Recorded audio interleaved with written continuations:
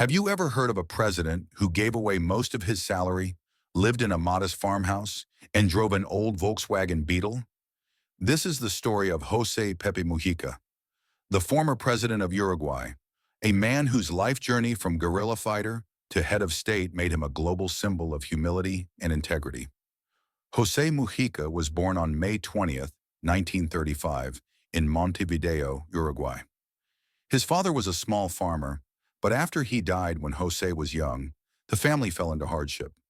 Mujica was raised by his mother, a woman of Basque descent, and from a young age he worked selling flowers to help support the household.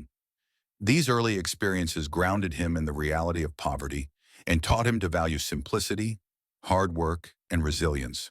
In the 1960s, amid growing social inequality, Mujica joined the Tupamaros, a left-wing guerrilla movement inspired by the Cuban Revolution. They carried out political actions, expropriations, and sought to challenge the elite, but their actions drew fierce repression from the state. Mujica was shot 6 times, captured, and imprisoned. From 1972 to 1985, during Uruguay's military dictatorship, Mujica spent 13 years in prison, including over 2 years in solitary confinement. He was kept in harsh, inhumane conditions, sometimes in underground cells, sometimes without light or contact. That experience changed him. It stripped away everything except the core of who he was.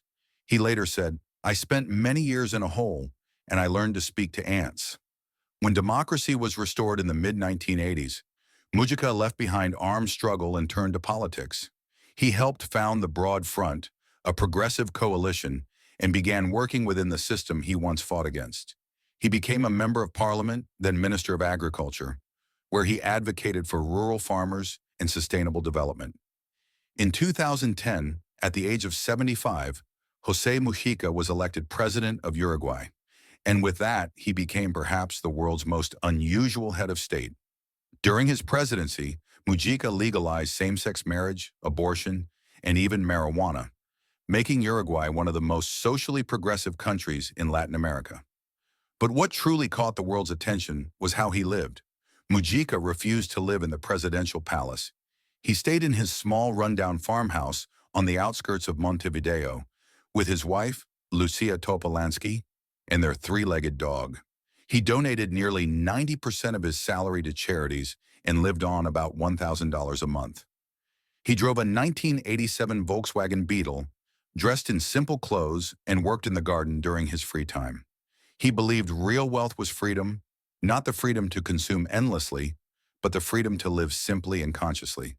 In his words, "Poor is not the one who has little, but the one who needs infinitely more."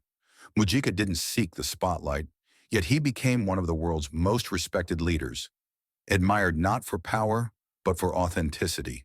He spoke out against materialism and consumer culture.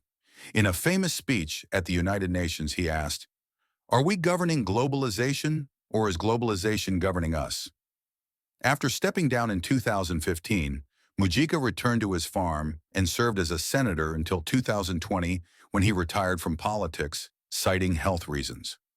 Even in retirement, he remained a voice of wisdom, urging younger generations to fight for justice, environmental responsibility, and human dignity. José Mujica's story is not just about politics, it's about a way of living. One that rejects greed, embraces simplicity, and prioritizes compassion. In a world driven by ambition, wealth, and image, Mujica chose humility, service, and truth. As he once said, "I'm not the poorest president. The poorest is the one who needs a lot to live."